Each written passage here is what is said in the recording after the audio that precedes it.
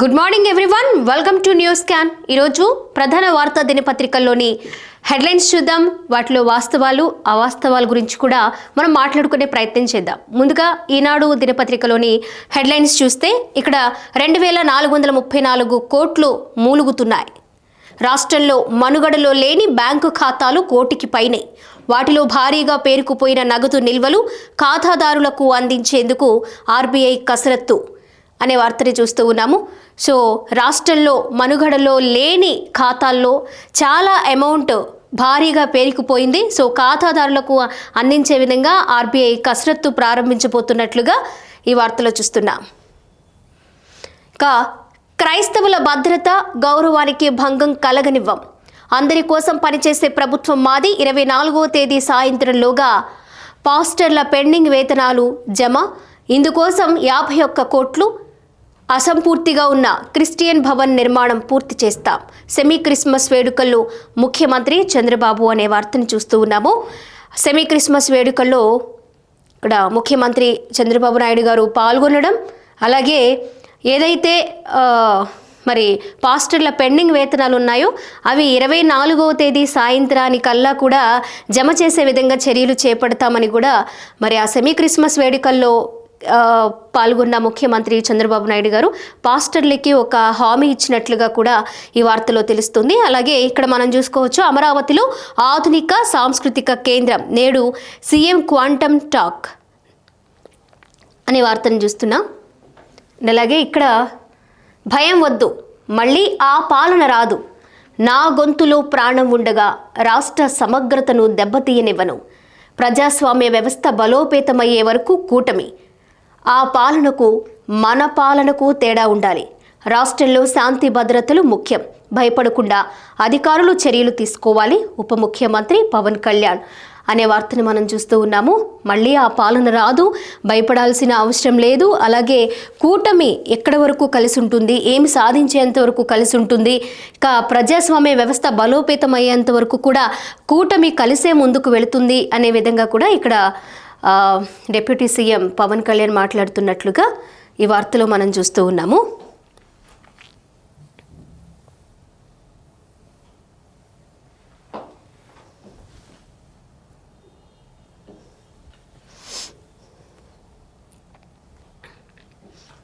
ఇక్కడ మరో వార్తా దినపత్రిక ఆంధ్రజ్యోతి.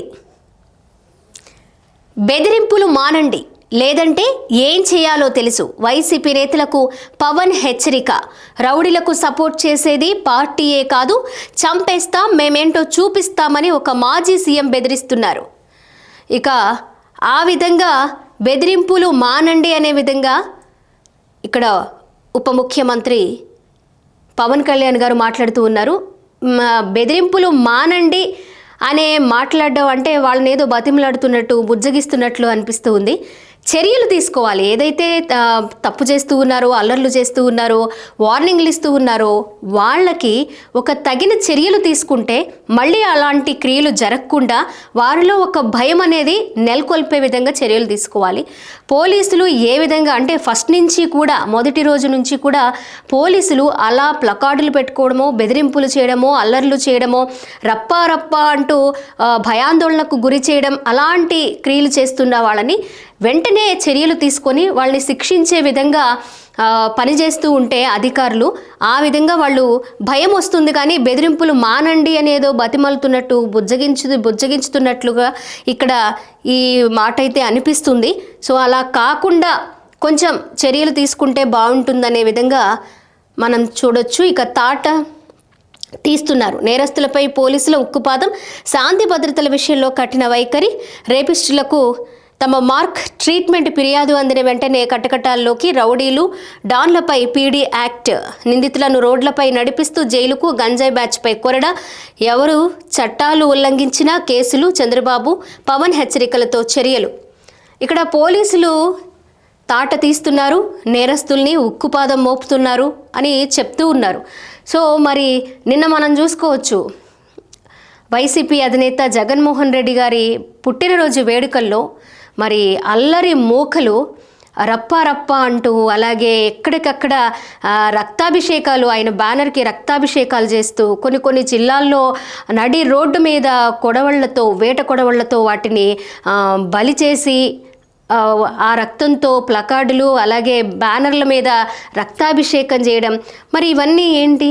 మరి పోలీసులు మొదటి నుంచి కూడా కఠిన చర్యలు తీసుకుంటే ఈ విధంగా వాళ్ళు బిహేవ్ చేస్తారా? ఒక భయాందోళన క్రియేట్ చేస్తారా? ఇక్కడ మనం చూడొచ్చు, గర్భిణీ గొంతు నొక్కి కడుపుపై తన్ని జగన్ పుట్టినరోజు వేడుకల పేరిట అరాచకం. శ్రీ సత్యసాయి జిల్లాలో అమానవీయ ఘటన. ఏలూరు జిల్లాలోనూ రెచ్చిపోయిన శ్రేణులు. పోలీసుల కాలర్ పట్టుకున్న నలుగురు. రక్తాభిషేకాలు, రప్పారప్ప, కార్యకర్తలపై చర్యలు. చిత్తూరు ఉమ్మడి అనంతలో 34 మందిపై కేసులు. టపాసుల మొత్తం ఇబ్బంది అన్నందుకు వైసీపీ మూకల దాష్టికం. చూడండి, ఒక గర్భిణి అయ్యుండి తన ఆ టపాసుల గోల చాలా ఇబ్బందికరంగా ఉంది అని చెప్పినందుకు వాళ్ళు చేసిన అరాచకాలు, అల్లర్లు, గోలలు అసలు ఎలా రెచ్చిపోయారంటే నిజంగా మహిళ ఇక్కడ హాస్పిటల్లో ఉంది. సో కొంతమంది అక్కడ ఆమెను పరామర్శిస్తూ ఉన్నారు. మరి ఏలూరు జిల్లాలో కూడా ఇదే విధంగా రెచ్చిపోయారట. ఏకంగా పోలీసుల కాలరే పట్టుకున్నారంట. మరి పోలీసులు ఎక్కడ చర్యలు తీసుకుంటున్నారు? ఇక్కడ అధికారులు కూడా, రాష్ట్ర ప్రభుత్వం కూడా, అలాగే చంద్రబాబు నాయుడు గారు కావచ్చు, అలాగే డిప్యూటీ సీఎం గారు కావచ్చు, లేకపోతే పోలీసు అధికారులు కావచ్చు, వాళ్ళ మీద ఏదో చూడనట్లు వదిలేసి ఇంకా మారుతారులే, ఇంకా ఏదో చేసుకుంటూ ఉంటారులే అన్నట్టు వదిలేస్తున్నట్లే అనిపిస్తుంది తప్ప వాళ్ళ మీద నిజంగా కఠిన చర్యలు తీసుకుంటే ఈ విధంగా మాట్లాడతారా? ఇక వైసీపీ నేతలు అంటారా, లేకపోతే వైసీపీ అధినేత అంటారా? నిజంగా వాళ్ళ మాటల్ని, లేకపోతే వాళ్ళు చేసే చేష్టల్ని చాలా ఎంజాయ్ చేస్తున్నట్లు అనిపిస్తుంది. ఈ విధంగా గనక ఒక టీడీపీకి సంబంధించిన వాళ్ళ, లేదా కూటమి ప్రభుత్వాలకు సంబంధించిన వాళ్ళ కార్యకర్తలు కానీ, అభిమానులు కానీ ఎవరైనా చేసుంటే ఇలాగే వదిలేసేవాళ్ళు కాదు. చంద్రబాబు నాయుడు గారు కానివ్వచ్చు, అలాగే లోకేష్ గారు కానివ్వచ్చు, పవన్ కళ్యాణ్ గారు కానివ్వచ్చు, వెంటనే ట్వీట్ల రూపంలోనో, లేదా ఒక చిన్న మెసేజ్ రూపంలోనో, వీడియో రూపంలోనో వాళ్ళని గద్దించి అలా చేయడం కరెక్ట్ కాదు అని మందలించేవాళ్ళు. కానీ వైసీపీకి సంబంధించిన అభిమానులు కావచ్చు, లేకపోతే వారి కార్యకర్తలు కావచ్చు, నిన్న జగన్మోహన్ రెడ్డి గారి బర్త్డే సందర్భంగా చేసిన అరాచకాలు, అల్లర్లు, గోలలు, భయాందోళన క్రియేట్ చేసే విధంగా ఏదో రౌడీ మూకలాగా కొడవళ్ళు, కత్తులు పట్టుకొని రోడ్ల మీద తిరగడము, ఆ విధంగా బర్త్డే సెలబ్రేషన్స్ కూడా జరుగుతాయా అని ఒక భయాన్ని క్రియేట్ చేసే విధంగా జరుగుతుంటే ఎవరూ మాట్లాడిన దాఖలాలు పోలేదు. ఏకంగా దానికి సంబంధించిన ముఖ్య నేతలే ఆ విధంగా సెలబ్రేట్ చేసుకుంటే ఇంకా యూత్ని ఏం చేస్తారు, లేకపోతే అభిమానులను ఏం చేస్తారు? రప్ప రప్ప అని పట్టుకుని రౌడీల్లా తిరిగే వాళ్ళని ఎక్కడ గద్దిస్తారు? కానీ ఇక్కడ అధికారంలో ఉన్న పార్టీకి సంబంధించిన వాళ్ళైనా, లేదా పోలీసులైనా వాళ్ళ మీద వెంటనే చర్యలు తీసుకుంటే ఇలా జరుగుండేవి కావుండొచ్చు. ఇలా ఒక నిండు గర్భిణి ఇప్పుడు బాధపడాల్సిన అవసరం ఉండేది కాకపోయి ఉండొచ్చు. ఇక ఎవరి ఒత్తిడితో చేశారు? దైవభక్తి ఉందంటూనే కల్తీ నెయ్యికి ఆమోదమా? చెవిరెడ్డిని ప్రశ్నించిన సిబిఐ సిట్ కొనుగోలు కమిటీలో ఉన్నప్పటికీ అన్ని అధికారులే చూసుకున్నారు. నాకు ఆ విషయమే తెలియదు. మాజీ ఎమ్మెల్యే మంత్రి పార్థసారథి, వేమిరెడ్డి ప్రశాంత్ని త్వరలో ప్రశ్నించే అవకాశం ఉంది. ఇక్కడ మనం చూసుకోవచ్చు, ఈ కల్తీ నెయ్యికి సంబంధించి సిట్ అడుగుతున్న ప్రశ్నలకి ప్రతి ఒక్కరు కూడా మాజీలు తెలీదు, మర్చిపోయా, గుర్తులేదు. ఇది ఒక డైలాగ్, వారికి వాడుక భాషలో ఉన్న ఒక డైలాగ్ అయిపోయింది. ఈ విధంగా ఏం అడుగుతున్నా సరే కూడా అదొక సినిమా డైలాగ్ లాగా తెలీదు, మర్చిపోయా, గుర్తులేదు అనే మాటని ప్రతి ఒక్కరూ చెప్పడం ఒక పరిపాటిగా మారిపోయింది.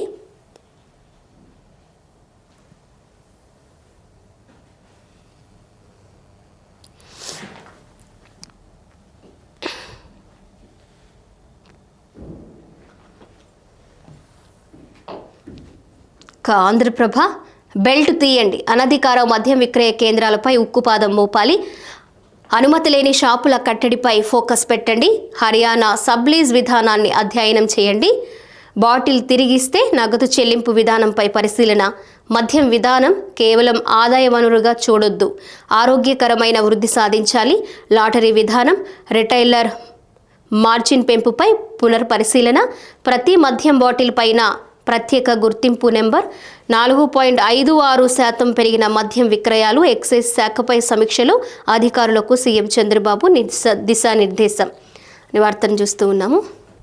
కండాలేగా ఇక్కడ కూడా వైసీపీ మళ్ళీ అధికారంలోకి రాదు. సంఘ విద్రోహులకు వైసీపీ కొమ్ము కాస్తోంది. శాంతి భద్రతల విఘాతానికి ప్రయత్నిస్తే సహించం, అందుకోసం ఎన్ని ఎత్తుగడలైనా వేస్తా, ప్రజల నమ్మకాన్ని వమ్ము చేయను. పిఠాపురం నుంచి పార్టీ నిర్మాణ ప్రక్రియకు శ్రీకారం. పదవి బాధ్యత కార్యక్రమంలో deputy CM Pawan Kalyan party నేతలతో ప్రమాణం చేయించిన జనసేనాని. ఇక్కడ మనం ముందుగా చూసినట్లుగానే ప్రతిసారి కూడా మీరు అలా చేయొద్దు, ఇలా చేయొద్దు, లేకపోతే మీకు ట్రీట్మెంట్ చాలా గట్టిగా ఉంటుంది, ఏదో సభల్లో మాట్లాడి సరిపెట్టుకోకుండా పోలీసులకి తగిన అధికారాలు ఇచ్చి వారి మీద వెంటనే చర్యలు తీసుకునే విధంగా కూడా ముందుకు వెళ్ళాలి. సో ఇలాంటి ఏదో మాటలకే పరిమితం కాకుండా చేతల్లో కూడా ఉంటే ఇలాంటి వారి మీద చర్యలు తీసుకునే విషయంలో ఇంకా బాగుంటుంది. ఇక పనిచేయని హస్తవాసి కాంగ్రెస్ ప్రాభావం నానాటికి పతనం.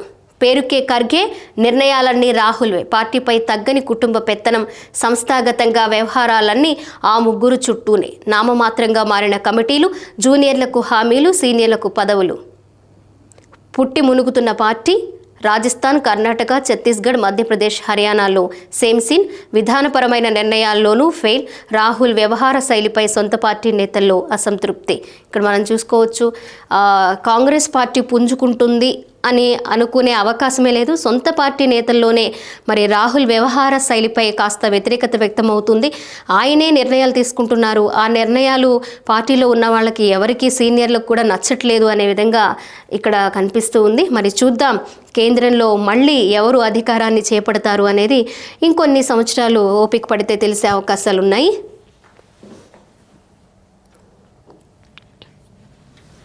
సాక్షి పేరుకుపోతున్న అర్జీలు, పేరుకే సదస్సులు, రెవెన్యూ సెన్స్.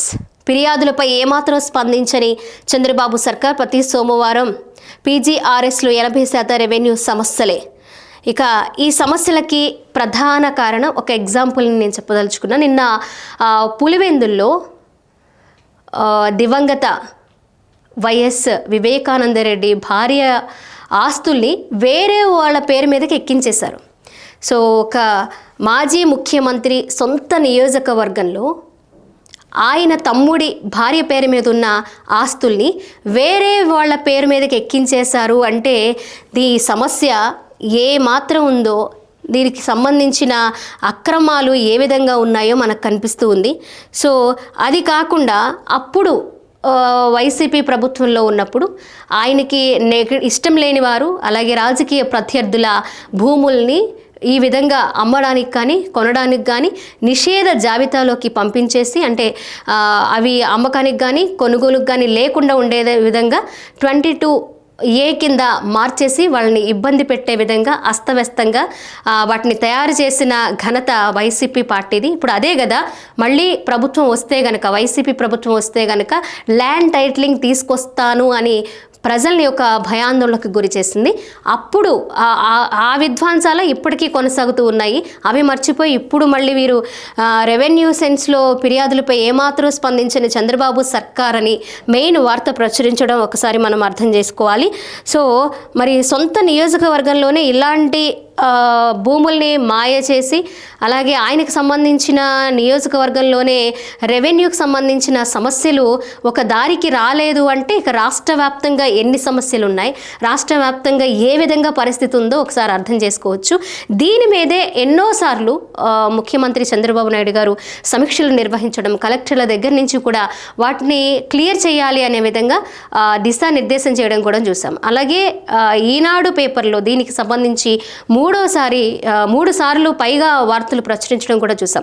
ఈ రెవెన్యూ సమస్యల మీద ఎంత గందరగోళం ఉంది, ఎంతమంది ప్రజలు ఇబ్బంది పడుతున్నారు, అప్పుడు తీసుకొచ్చిన సమస్య ఎంత బాగా రాష్ట్ర వ్యాప్తంగా వ్యాప్తిమైంది అనేది కూడా మనం అర్థం చేసుకోవచ్చు. దాన్ని క్లియర్ చేసేందుకు ఎప్పటికప్పుడు కూడా ముఖ్యమంత్రి చంద్రబాబు నాయుడు గారు రెవెన్యూ అధికారులతో కావచ్చు, అలాగే కలెక్టర్ల దగ్గర నుంచి కావచ్చు, వెంటనే వాటిని క్లియర్ చేయాలి అనే విధంగా కూడా చెప్తూ ఉన్నారు. కానీ అది జరగని పరిస్థితి. అన్నీ ఉన్నాయి దానిలో,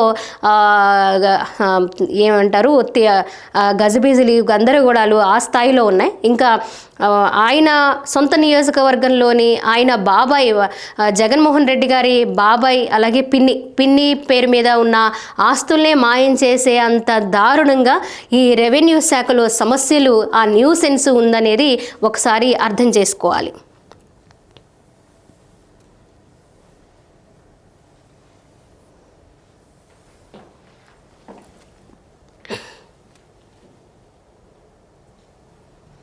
ఒక వార్త ఇక్కడ కూడా మనం చూసుకోవచ్చు. రాష్ట్ర అభివృద్ధి కోసం ఎన్ని ఎత్తులైనా వేస్తా, రాజ్యాంగ పరిధిలోనే ఏ పనులైనా చేయాలి, నన్ను కులానికి పరిమితం చేయొద్దు, పోలవరానికి అమరజీవి పేరు బాగుంటుంది, డిప్యూటీ సీఎం పవన్ కళ్యాణ్. ఇక రాజధాని అమరావతిలో సాంస్కృతిక కేంద్రం, రాష్ట్ర సంస్కృతి సాంప్రదాయాలకు అద్దం పట్టేలా నిర్మాణం, నిర్దేశిత గడువులోగా quantum computing centre. CRDA authority సమావేశంలో సీఎం చంద్రబాబు అనే వార్తను చూస్తున్నాము. ఇక రాష్ట్రంలో ఖాదీ క్లస్టర్లు అనే వార్తను చూస్తున్నాం. లక్ష్యానికి మించి PMEGP యూనిట్లు, ఉపాధి కల్పనలో KVIB సేవలు భేష్, స్వయం ఉపాధి రుణాలపై అవగాహన సదస్సు, మంత్రి సవిత అనే వార్తను మనం చూస్తున్నాము. ఇక ఆదాయం కాదు ఆరోగ్యం ముఖ్యం, మద్యం విక్రయాల్లోనూ సంస్కరణలు తేవాలి, బెల్ట్ షాపుల నియంత్రణలకు హర్యానా మోడల్ అధ్యయనం, ఎక్సైజ్ సమీక్షలో సీఎం చంద్రబాబు. క్రైస్తవుల భద్రతకు భంగం రానివ్వం, రేపు సాయంత్రంలోగా పాస్టర్లకు 51 కోట్ల గౌరవ వేతనం, సీఎం చంద్రబాబు. మరి వాళ్ళకి సెమీ క్రిస్మస్ రేపు 24వ తేదీ ఈవినింగ్ కల్లా పాస్టర్ల బకాయిలన్నీ కూడా విడుదల చేస్తామని సెమీ క్రిస్మస్ వేడుకల్లో పాల్గొన్న ముఖ్యమంత్రి చంద్రబాబు నాయుడు గారు వారికి ఒక హామీ ఇచ్చినట్లుగా కూడా తెలుస్తుంది. ఇక టీడీపీ జనసేనకు భారీగా విరాళాలు, ఈ పార్టీలకు పెద్ద మొత్తంలో నిధులు సమకూర్చిన వివిధ కంపెనీలు అనే వార్తను మనం చూస్తున్నాం.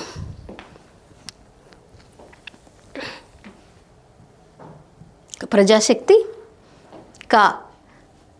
VBGRAMGని వెనక్కి తీసుకోవాలి, దేశవ్యాప్తంగా వామపక్షాల ఆందోళన. జీ రామ్జీ ఆ చట్టాన్ని మరి ఆల్రెడీ ఆమోదం అయిపోయింది. సో వారికి పని దినాలు కూడా ఒక 20 రోజులు పెరుగుతున్నాయి, వాళ్ళకి చాలా బెనిఫిట్స్ ఉన్నాయి ఈ జీ రామ్జీ పథకం ద్వారా అని కూడా కేంద్రం చెప్తూ ఉంది. సో ఈ పేరు మార్పు లేదా చాలా రాష్ట్రాలకు దీనివల్ల కొత్తగా తీసుకొచ్చిన ఈ చట్టం వల్ల ఇబ్బందులు ఉన్నాయి, నష్టపోయే అవకాశాలు ఉన్నాయని కూడా ప్రతిపక్షాలన్నీ కూడా, వామపక్షాలన్నీ కూడా ఆందోళన చేస్తూ ఉన్నాయి దేశవ్యాప్తంగా. ఆ వార్తను మనం చూస్తూ ఉన్నాం. ఇక రాజధానిలో 6 రిజర్వాయర్లు, 22,500 క్యూసెక్కుల వరద నీటి తరలింపుకు చర్యలు, నాబార్డ్ నుంచి 1,502 కోట్ల విడుదల, 2014 డిసెంబర్ 8 ఆధారంగానే భూముల నిర్ధారణ, ఆయుష్కు 23 ఎకరాలు, సిఆర్డీఏ అథారిటీ నిర్ణయాల వెల్లడించిన మంత్రి నారాయణ అనే వార్తను చూస్తున్నాము.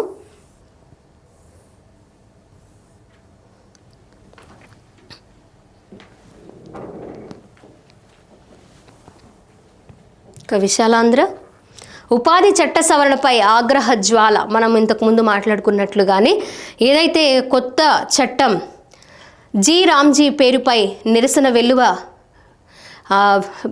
దేశవ్యాప్తంగా కూడా వామపక్షాలన్నీ కూడా చేస్తూ ఉన్నారు. సో రాష్ట్ర నలుమూలలా వామపక్షాల ధర్నాలు జరుగుతున్నాయి. పేరు మార్చి నిధులు తగ్గిస్తే ప్రజాగ్రహం, వామపక్ష ప్రజా సంఘాల నేతలు కాకినాడలో అర్ధనగ్న ప్రదర్శన, ఉండి మహాధర్నాలో గుజ్జుల ఈశ్వరయ్య అనే వార్తను మనం చూస్తూ ఉన్నాము. ఇక్కడ కేంద్ర వాటా తగ్గింపు సరికాదు, ఉపాధి హామీలో మహాత్ముడి పేరు తొలగింపు దారుణం, మోదీ సర్కార్పై ఒత్తిడి తీసుకురండి, జనగణనతో కులగణన చేపట్టాలి, చంద్రబాబుకు రామకృష్ణ విజ్ఞప్తి.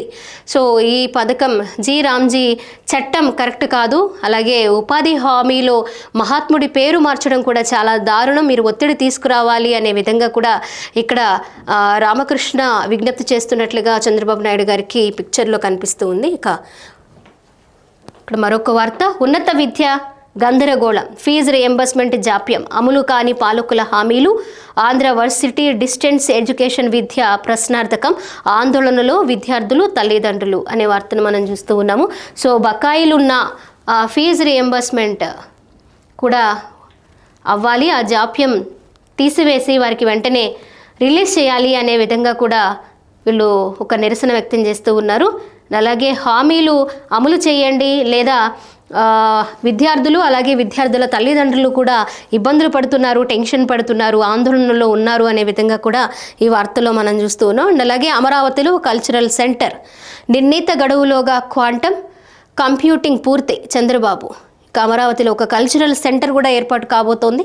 దానికి సంబంధించిన వార్తని మనం ఇక్కడ విశాలాంధ్రలో చూస్తూ ఉన్నాము. ఇవి ప్రధాన వార్తా దినపత్రికలోని హెడ్లైన్స్. Thank you.